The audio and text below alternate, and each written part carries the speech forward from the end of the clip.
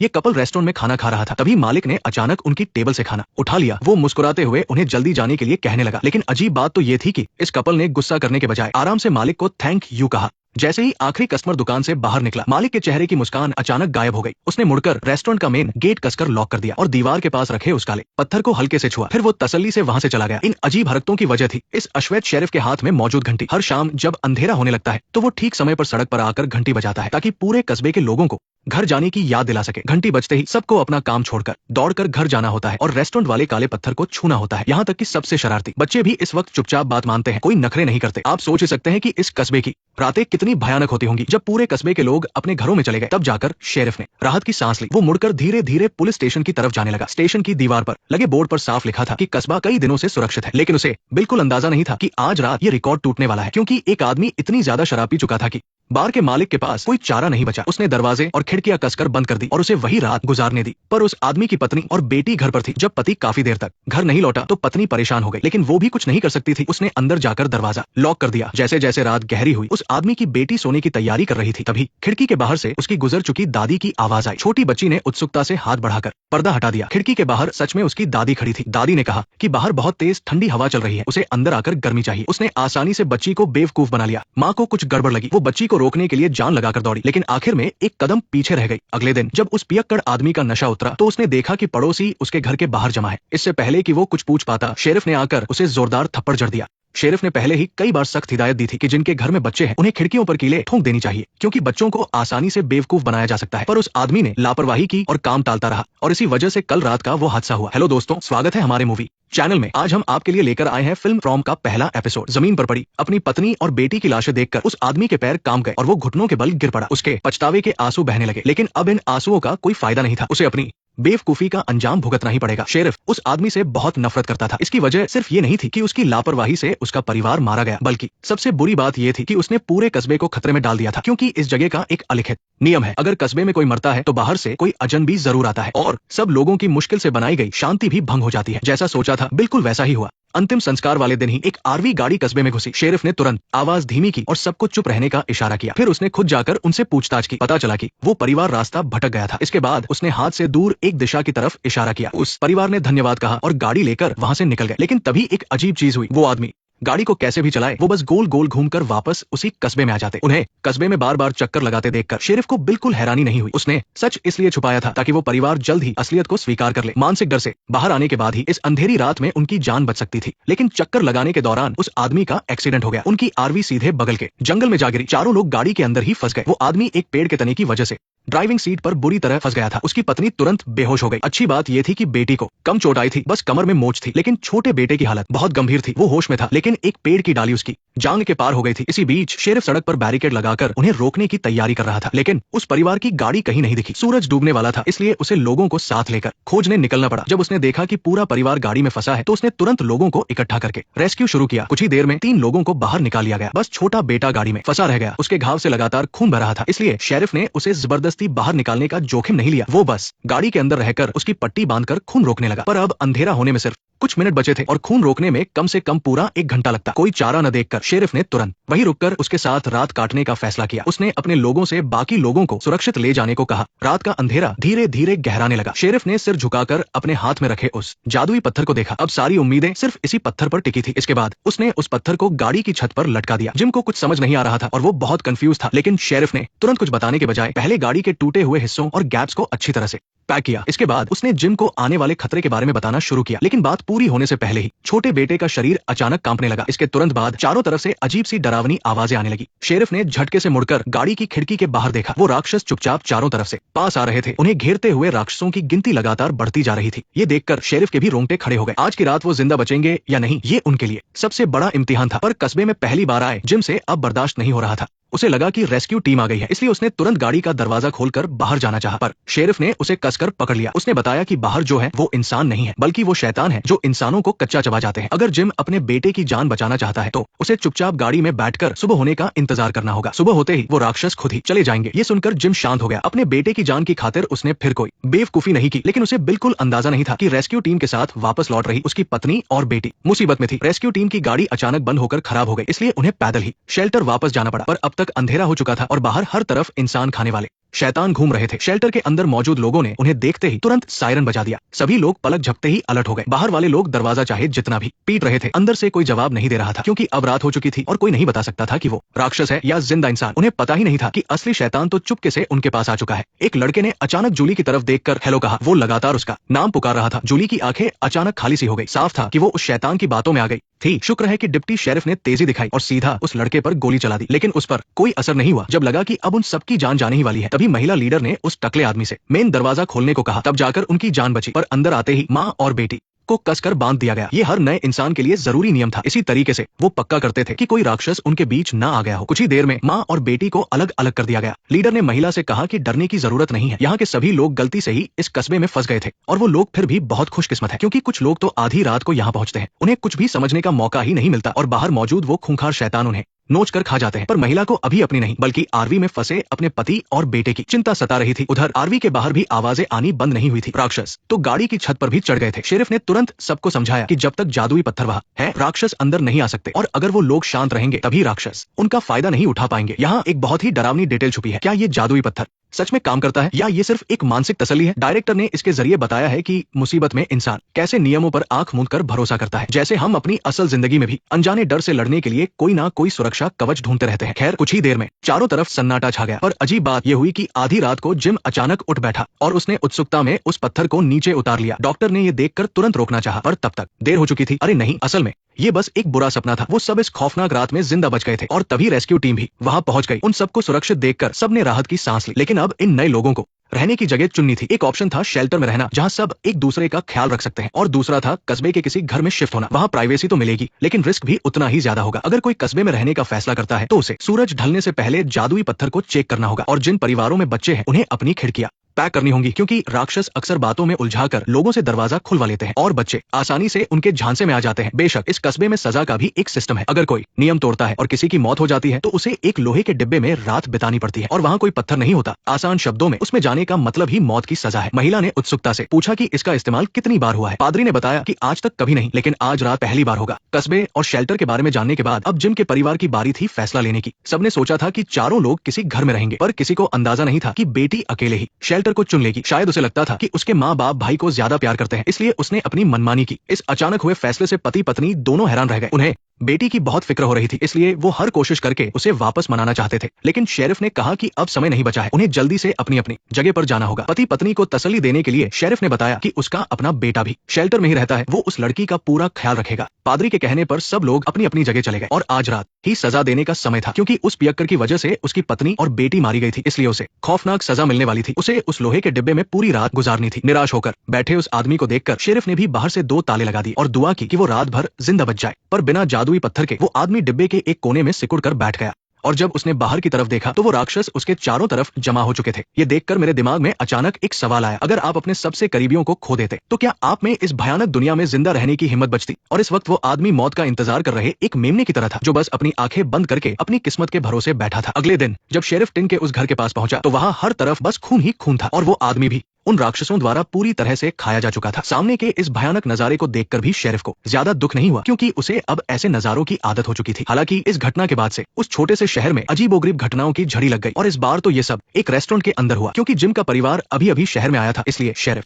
उन्हें बता रहा था कि रात होने के बाद उन्हें किन बातों का ध्यान रखना है। तभी अचानक वेटर का हाथ अजीब तरह से सूजने लगा, और फिर उस पर छोटे लड़के को मार डालो ये शब्द उभर आए। लेकिन इससे पहले कि वो औरत कुछ समझ पाती, उसका पूरा शरीर सुन पड़ गया और वो जमीन पर गिर पड़ी। लेकिन ये सबसे अजीब बात नहीं थी, क्योंकि शेल्टर की तरफ जो हो रहा था वो तो और भी ज्यादा डरावना था। वहाँ एक आदमी लगातार एक गहरा गड्ढा खोद रहा था। ऐसा लग रहा था जैसे वो कोई लाश छिपाने की तैयारी कर रहा हो। विक्टर के जवाब ने लीडर को हैरान कर दिया। क्या इस शहर में कोई और मरने वाला था? हालांकि थोड़ी देर बाद विक्टर खुद उस छोटे लड़के और डॉक्टर के पास गया। हालांकि वे दोनों पहले कभी नहीं मिले थे, फिर भी उनके बीच कोई रहस्यमयी कनेक्शन था। वे दोनों ही उस सफेद कपड़े पहने छोटे लड़के को देख सकते थे, और पहले उस बच्चे ने विक्टर को चुना था, जिसने उसे कई मुसीबतों से बचाया था, लेकिन बाद में न जाने कैसे वो गायब हो गया। अब डॉक्टर ने एक बार फिर उस छोटे लड़के को देखा था, जिसका मतलब था कि कुछ बहुत बुरा होने वाला है। इसलिए विक्टर ने खुद सब कुछ पता लगाने का फैसला किया, और जैसा सोचा था जंगल में उसने फिर से उस सफेद कपड़े वाले लड़के को देखा, लेकिन पलक झपकते ही वो गायब हो गया। विक्टर को लगा कि वो शायद पेड़ के उस छेद में छिप गया है, क्योंकि कोई नहीं जानता था कि वो गुफा कहा जाती है। विक्टर ने जमीन से एक पत्थर उठाया और उस पर एक स्माइली फेस बना दिया, फिर डॉक्टर के सामने ही उसे छेद में फेंक दिया। लेकिन अगले ही पल वो पत्थर आसमान से नीचे आ गिरा। विक्टर ने कहा कि ऐसे पेड़ जंगल में हर जगह है, लेकिन ये वाला जो उनके सामने था, ऐसा उसने पहली बार देखा था। बात करते करते विक्टर के सिर में अचानक तेज दर्द होने लगा। एक अजीब सी बेचैनी उसे घेरने लगी और उसी समय जिम और उसकी पत्नी ने देखा कि उनका बेटा गायब है। वे उसे ढूंढने के लिए तुरंत जंगल की तरफ भागे, लेकिन अचानक उन्हें जंगली कुत्तों के एक झुंड ने घेर लिया। इससे पहले कि वे उन पर हमला करते, एक गोली चलने की आवाज ने सब कुछ शांत कर दिया। दरअसल विक्टर डॉक्टर के साथ वहां पहुंच गया था। अपने बेटे को सही सलामत देखकर पति पत्नी ने राहत की सांस ली, लेकिन वे इस बात से अनजान थे कि एक और भी बड़ा खतरा उनके बेटे के करीब आ रहा था। घर वापस आने के बाद पति पत्नी ने आराम नहीं किया, बल्कि शहर से भागने का तरीका सोचने लगे। उन्होंने अपने सारे सवाल दीवार पर लिख दिए, लेकिन फिर भी उन्हें समझ नहीं आया कि वे यहाँ क्यों फंसे हैं। लेकिन पत्नी की एक बात ने दोनों के रोंगटे खड़े कर दिए, क्योंकि ये सब इतनी अचानक हुआ था कि वे अब तक सच और सपने में फर्क नहीं कर पा रहे थे। हालांकि जब वे इस बारे में सोच ही रहे थे, तभी वो वेटर भी होश में आ गई। अपने अंदर बैठे डर की वजह से उसने डॉक्टर को अपने साथ हो रही अजीब चीजों के बारे में नहीं बताया। उसे नहीं पता था कि उसके इसी डर ने एक बार फिर उस शैतान को मौका दे दिया था। तभी सारा चुपचाप एक मरीज के बिस्तर के पास गई और एक नुकीली चीज सीधे उसकी गर्दन में घूमती। इसके बाद वो खुद से ही बातें करने लगी। ऐसा लग रहा था जैसे वो उस शैतान के साथ कोई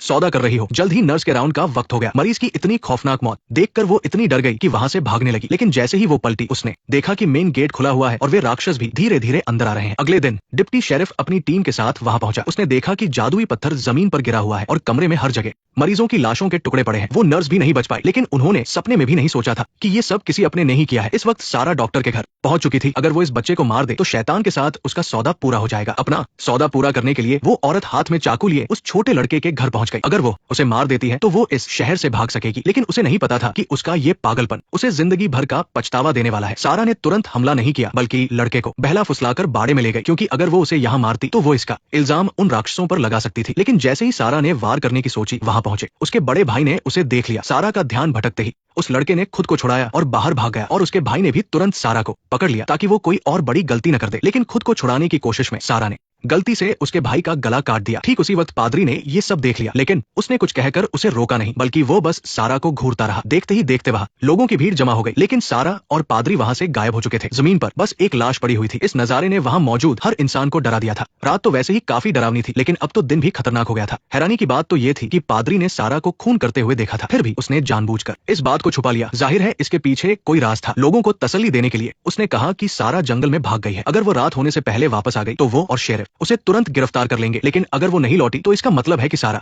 उन राक्षसों के हाथों मारी गई है। ये सुनकर लोग शांत हुए और वहां से चले गए, लेकिन उन्होंने सपने में भी नहीं सोचा था कि चर्च के एक खुफिया तहखाने में एक औरत को कैद करके रखा गया है, और वो औरत कोई और नहीं बल्कि अभी अभी भागने वाली सारा ही थी। शहर के नियमों के हिसाब से सारा को उस टिन के कमरे में रात भर के लिए बंद किया जाना चाहिए था। पादरी ने उसे इसलिए बचाया क्योंकि वो इस मनहूस जगह से बाहर निकलना चाहता था। वो जानता था कि सारा उस शैतान से बात कर सकती है, इसलिए उसने किसी तरह उसे बचा लिया। ये देखकर कि पादरी सब कुछ समझ चुका है, सारा ने भी कुछ नहीं छुपाया। उसने कहा कि अगर हम उसकी मांग पूरी कर दें तो इस शहर के लोग जिंदा यहाँ से जा सकेंगे। पादरी हैरान था कि वो इन बेतुकी की बातों पर क्यों यकीन कर रही है, लेकिन इससे पहले कि सारा कुछ जवाब देती, वो अचानक दर्द से तड़पने लगी। उसने पादरी को कागज और पेन लाने के लिए कहा। जल्द ही सारा ने एक ड्राइंग पूरी कर ली, लेकिन कागज पर उस अजीब से डिजाइन को देखकर पादरी को कुछ समझ नहीं आया। हालांकि इसके बाद सारा ने जो कहा उसने पादरी के होश ही उड़ा दिए। दरअसल जिस दिन उसने इस शहर में कदम रखा था उसी दिन से उस शैतान की नजर उस पर थी। ये सुनकर पादरी को पुरानी बातें याद आ गई। वो तुरंत अपने औजार लेकर उस जगह पहुंचा जहां उसने एक बैग गाड़ा था। काफी खोदने के बाद उसने देखा कि वो पुराना बैग आज भी वही दबा हुआ है और उसके अंदर खून से सने हुए कपड़े रखे थे। जहां तक उस शैतान द्वारा बनाए गए डिजाइन की बात थी, वो उसके बैग की पैकिंग से बिल्कुल मेल खाता था। ऐसा लगता है कि इस शहर में आने वाले हर इंसान का अपना एक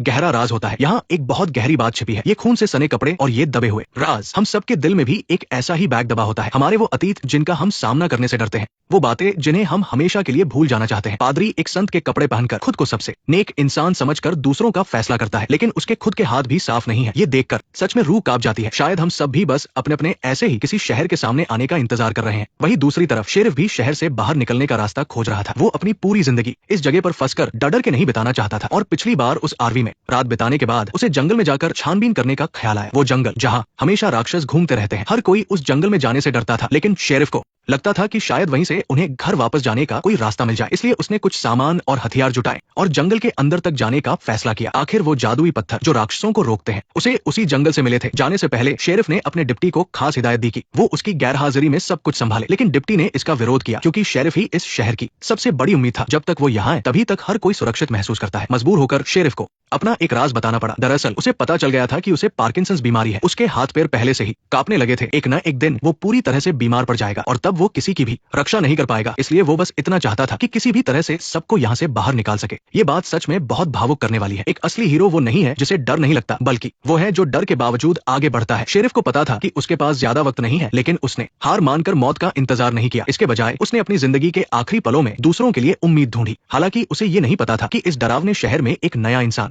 आ चुका है और इस आदमी के आने से शायद इस शहर में कुछ बड़े बदलाव देखने को मिले। जल्द ही उस आदमी को सेफ हाउस ले जाया गया, लेकिन यहाँ के लोग बहुत अजीब थे। बिना कुछ कहे उन्होंने उस आदमी को बांध दिया। दरअसल यहाँ का एक नियम है कि शहर में आने वाले हर नए इंसान को एक रात के लिए सबसे अलग बंद करके रखा जाता है और अगली सुबह ही उसे आजाद किया जाता है। उस आदमी को समझाने के लिए लीडर ने उसे यहाँ के कुछ नियम बताए। सूरज ढलने के बाद जंगल से राक्षस बाहर आते हैं और इंसानों का शिकार करते हैं और वे सुबह होने तक वापस नहीं जाते। सबको लगा कि वो आदमी डर जाएगा, लेकिन वो जोर जोर से हंसने लगा। दरअसल जेड को लगा कि ये कोई एस्केप रूम गेम है। उसे लगा कि टूर कंपनी ने उसे ये गेम दिया है और अगर वो यहाँ से भाग निकला तो उसे बहुत बड़ा इनाम मिलेगा। जेड का यहाँ आना एक बहुत ही शानदार कंट्रास्ट है। जब हर कोई यहाँ निराशा में डूबा हुआ है, ऐसे में बाहर से आए एक इंसान की पॉजिटिविटी बहुत अजीब लग रही है। सोच का ये फर्क एक अजीब सी स्थिति पैदा कर रहा है। एक तरफ लोग अपनी जान बचाने के लिए तड़प रहे हैं और दूसरी तरफ कोई इसे एक गेम समझ रहा है। ये सोचने पर मजबूर करता है कि शायद हम इन हालातों में नहीं बल्कि अपनी सोच में फंसे हैं। बेशक जेड को बहुत जल्द अपनी इस बेवकूफी की कीमत चुकानी पड़ेगी। जेड ने सुराग ढूंढने का फैसला किया ताकि वो जल्द से जल्द इस गेम को जीत सके। जल्द ही वो एक तहखाने के पास पहुंचा। उसे लगा कि यही बाहर निकलने का रास्ता है, लेकिन जैसे ही वो अंदर गया उसने देखा कि दरवाजे के पीछे एक लाश पड़ी है। लेकिन अजीब बात तो ये थी कि पलक झपकते ही वो लाश गायब हो गई और बस उसके सिर के ऊपर एक अजीब सा निशान बचा था। जेड इतना डर गया कि उल्टे पांव वहां से भाग खड़ा हुआ, लेकिन इतना सब कुछ डरावना होने के बाद भी उसे यहाँ की बातों पर यकीन नहीं हुआ। उसे लगा कि वो लाश बस उसका वहम था। लेकिन जब डिप्टी उसे एक कब्रिस्तान ले गया तब जाकर जेड को इस शहर की सच्चाई का एहसास हुआ। बल्कि उस गायब हुए ड्राइवर को लेकर जेड को शांत करने के लिए डिप्टी शेरिफ उसे स्टेशन वापस ले आए और उसे बताया कि यहाँ सबसे डरावनी चीज कोई मॉन्स्टर नहीं है बल्कि लोगों के अंदर का डर है। ये इंसान को बेकाबू कर देता है, इसलिए शांत रहकर ही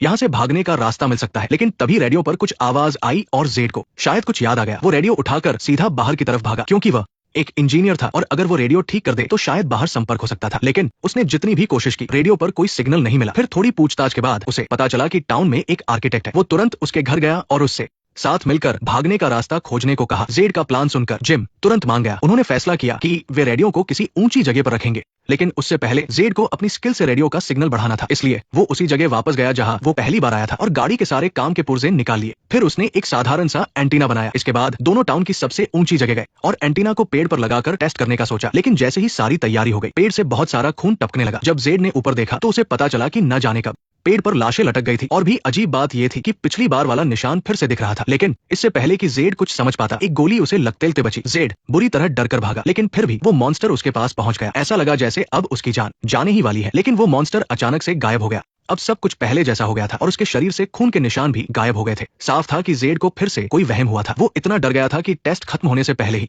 वहां से चला गया। उसे पता नहीं था कि उसके जाने के तुरंत बाद रेडियो पर सिग्नल आ गया था। हालांकि ये काफी कमजोर था, पर इससे साबित हो गया कि उसका आइडिया काम कर रहा था। उधर डरा हुआ जेड वापस रेस्टोरेंट पहुंचा और कागज पर बार बार वो निशान बनाने लगा जो उसने हाल ही में देखे थे। जब से ये निशान दिखे थे उसके साथ अजीब चीजें हो रही थी, लेकिन वो इनका राज नहीं समझ पा रहा था। तभी मिसेस स्मिथ ने जेड की ड्राइंग देखी और उन्हें कुछ जाना पहचाना सा लगा। वो तुरंत स्टोर रूम में गई और एक मरे हुए इंसान का बक्सा निकाला। उसमें से उन्होंने एक मोटी सी डायरी निकाली और उस पर भी वही निशान बना था जो जेड ने देखा था। लेकिन जब जेड सुराग ढूंढ रहा था तभी शेल्टर में एक हादसा हो गया। एक आदमी ने सबके सोने का फायदा उठाकर चुपके से पर्दा हटा दिया। खिड़की पर ताला नहीं था, फिर भी इंसानी रूप में मौजूद वो मॉन्स्टर अंदर नहीं आ पा रहे थे। जब तक बुरी ताकतों को रोकने वाला वो पत्थर वहां था, वे खुद शेल्टर के अंदर कदम नहीं रख सकते थे। लेकिन उस दिन उस आदमी से रहा नहीं गया और वो खिड़की के बाहर खड़ी लड़की से बात करने लगा। उसने खिड़की खोलकर उसे अंदर तक बुला लिया। उसे अंदाजा भी नहीं था कि उसकी इस बेवकूफी से पूरे टाउन में तबाही मच जाएगी। जैसे ही उन्होंने एक दूसरे को गले लगाया, लड़की का हाथ अचानक एक मॉन्स्टर के पंजे में बदल गया और उसने आदमी की जीभ काट ली। उसे मारने के बाद मॉन्स्टर वापस इंसान बन गया। लेकिन उसने अगले शिकार को ढूंढने में जल्दबाजी नहीं की, बल्कि उसने कमरे के सारे दरवाजे और खिड़कियां खोल दी। पत्थर की सुरक्षा हटते ही सारे मॉन्स्टर शेल्टर के अंदर घुस गए। इस वक्त लोग बर्थडे पार्टी मना रहे थे। उन्हें आने वाले खतरे का कोई अंदाजा नहीं था। तभी कमरे में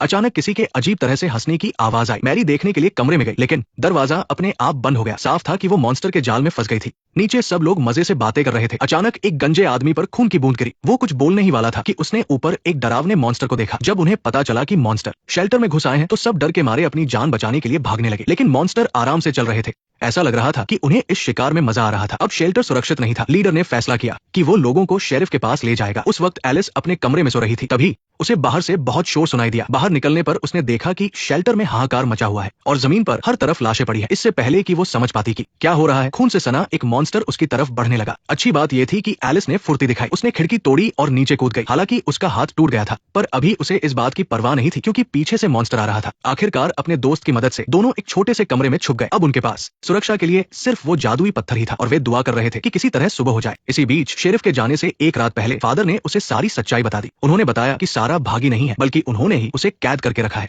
क्योंकि सिर्फ वही उस शैतान से बात कर सकती थी और शायद टाउन से बाहर निकलने का रास्ता खोज सकती थी। फिर फादर ने शेरिफ को एक कहानी सुनाई। इस टाउन में आने से पहले उनके हाथों एक बुरे आदमी का कत्ल हो गया था। फादर खुद को भी मारना चाहते थे, लेकिन अपनी जिंदगी के आखिरी पलों में उन्हें भगवान की आवाज सुनाई दी। फिर उसी आवाज के इशारे पर चलते हुए वो इस टाउन में पहुंचे और पुरानी यादों को हमेशा के लिए दफना दिया। किसी को भी इसके बारे में पता नहीं था, पर अब सारा ने वो राज खोल दिया था। फादर का मानना था कि ये कोई इत्तेफाक नहीं बल्कि किस्मत का खेल है। फादर की इस बात से टाउन का एक बड़ा राज सामने आया। ये टाउन लोगों को यूं ही नहीं फंसाता, बल्कि चुन चुन कर लाता है। जो भी यहाँ फंसा है उसने कोई न कोई बड़ा पाप किया है। फादर ने खून किया था। शेरिफ का भी एक राज है। यहाँ किसी का भी आना कोई इत्तेफाक नहीं है। इससे कहानी बिल्कुल बदल जाती है। शायद ये सिर्फ मॉन्स्टर के हमले की कहानी नहीं है, बल्कि पापियों को सजा देने का कोई खेल है। फादर ने शेरिफ के साथ जंगल जाकर सच्चाई पता लगाने का फैसला किया, ताकि लोगों को इस डरावनी जगह से बाहर निकाला जा सके। लेकिन इससे पहले कि शेरिफ कुछ बोलता, बाहर गाड़ी के हॉर्न की तेज आवाज आई। दोनों भागकर बाहर गए तो देखा कि लीडर बाकी लोगों के साथ वहां आया है। साफ था कि शेल्टर में कुछ बहुत बुरा हुआ था। दोनों ने मिलकर जल्दी से लोगों को गाड़ी से उतारा, लेकिन आधी रात का वक्त था और इससे पहले कि फादर वापस आ पाते उन पर मॉन्स्टर ने हमला कर दिया। शेरिफ ने गोली चलाकर उन्हें बचाने की पूरी कोशिश की और खींचकर अंदर ले गया, लेकिन बहुत ज्यादा खून बच जाने की वजह से फादर बच नहीं पाए। सिर्फ एक ही रात में टाउन में इतनी मौतें हो गई। शेरिफ समझ गया था कि अब वो और इंतजार नहीं कर सकता। उसे जल्द से जल्द बाहर निकलने का रास्ता ढूंढना होगा। इसलिए वो तुरंत चर्च के बेसमेंट में गया और कैद में रखी सारा के पास पहुंचा। फादर की आखिरी इच्छा भी यही थी। अब सिर्फ जंगल ही वो जगह थी जहां वे नहीं गए थे। माना कि वो मॉन्स्टर्स का ठिकाना था, लेकिन अगर लोगों को बाहर निकालने के लिए उसे नर्क में भी जाना पड़े तो वो जाने को तैयार था। जंगल में कोई इंसान नहीं था, फिर भी पेड़ों पर बहुत सारी कांच की बोतलें लटकी थी। शेरिफ जैसे ही एक बोतल निकालने लगा, उसके पास खड़ी लड़की तड़पने लगी और अचानक से बेहोश हो गई। कोई और रास्ता न देखकर शेरिफ को वही रात गुजारनी पड़ी। लेकिन ये जंगल मॉन्स्टर्स का घर था। वे अंधेरा होते ही इंसानों को खाने निकल पड़ते थे। शेरिफ के पास सिर्फ वो जादुई पत्थर ही था और उसे बस सुबह होने का इंतजार था। तभी सारा अचानक उठी और देखा कि शेरिफ ने एक बोतल निकाली है। उसमें कुछ अजीब से नंबर लिखे थे, लेकिन सारा ने उस पर ध्यान नहीं दिया। वो बस शेरिफ को वहां से जाने के लिए कह रही थी, क्योंकि इस बार मामला अलग था। ऐसा लग रहा था कि बाहर मॉन्स्टर से भी ज्यादा खतरनाक कोई चीज मौजूद है। इन बोतलों और नंबरों का मिलना इस बात का इशारा था कि टाउन के पीछे कोई बहुत बड़ी ताकत काम कर रही है। वो नंबर क्या थे? कोई कोऑर्डिनेट्स या फिर कोई पासवर्ड? कहानी बनाने वाले ने यहाँ और भी गहरे सस्पेंस छोड़ दिए है। मॉन्स्टर तो बस एक मोहरा हो सकते हैं, असली डर तो उसे कंट्रोल करने वाली उस ताकत से है। सारा की बात पूरी होते ही टेंट के बाहर कुछ अजीब सी आवाज आई। फिर जमीन इतनी जोर से हिलने लगी कि दोनों खड़े भी नहीं रह पा रहे थे। लेकिन थोड़ी ही देर में सब कुछ शांत हो गया। फिर भी शेरिफ अलर्ट था और उसने जल्दी से जादुई पत्थर को वापस टांग दिया।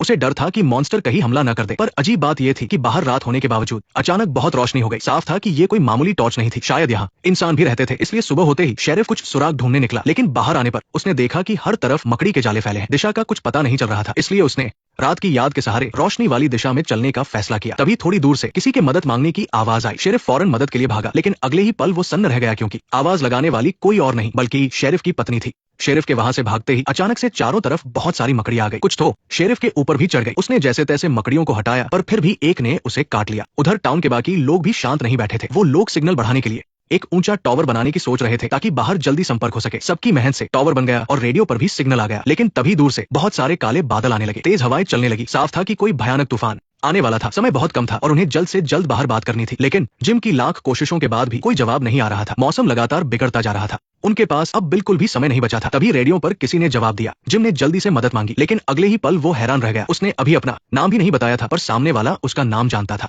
दूसरी तरफ जिम की पत्नी जमीन में गड्ढा खोद रही थी। उसे शक था कि जमीन के नीचे टाउन का कोई राज है। पर कुछ ही देर खोदने के बाद अचानक जमीन में एक दरार पड़ गई और देखते ही देखते उसकी पत्नी अंदर गिर गई। अभी उसे कुछ समझ में आता उससे पहले ही विक्टर अचानक अंधेरे से बाहर निकला। उसने महिला को तुरंत वहां से चलने को कहा, क्योंकि वो गड्ढा बहुत खतरनाक था। ये सुनकर वो हैरान रह गई, पर विक्टर के पास समझाने का समय नहीं था, क्योंकि उसे ये सब सफेद कपड़े वाले उस लड़के ने करने को कहा था। सिर्फ इसी तरीके से उसकी जान बचाई जा सकती थी। उधर शेरिफ उस जगह पहुंच गया जहां से रात को रोशनी आ रही थी। थोड़ी ही दूर पर एक रहस्यमयी लाइट हाउस खड़ा था। दोनों को उम्मीद की किरण दिखी थी कि अचानक शेरिफ के शरीर में जहर फैलने लगा। वो और आगे नहीं जा सकता था, इसलिए उसने सारा को अकेले जाने को कहा। उसका जिंदा रहना जरूरी था ताकि वो टाउन जाकर सबको ये बात बता सके। पर सारा शेरिफ को इस तरह मरने के लिए नहीं छोड़ सकती थी, इसलिए उसने वही रहकर कोई रास्ता निकालने की ठानी। लेकिन इतने में ही सारा ने सफेद कपड़े वाले उस लड़के को देखा। उसने पेड़ के एक बड़े से छेद की तरफ इशारा करके बताया कि वो जगह सुरक्षित है। सारा ने बिना कुछ सोचे शेरिफ को पकड़ा और पेड़ की तरफ भागने लगी। लेकिन जैसे ही शेरिफ उस छेद में घुसा, सारा उसके पीछे नहीं आई। जब शेरिफ ने लाइटर जलाकर देखा तो उसे पता चला कि वो किसी और ही जगह पहुंच गया है। उसने कितनी भी जोर से आवाज लगाई पर कोई जवाब नहीं मिला। शेरिफ के वहां फंसते ही टाउन में एक और बस आ गई। ऐसा लग रहा था कि अब इस जगह पर कुछ और